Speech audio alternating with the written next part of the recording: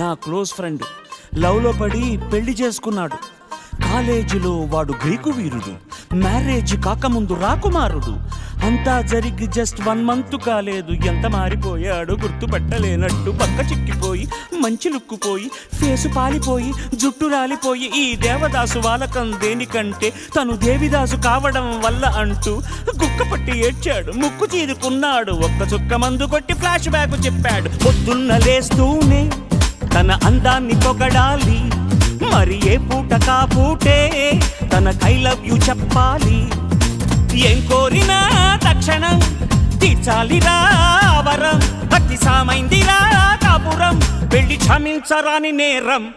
Don't marry, hey be happy. Don't marry, hey be happy.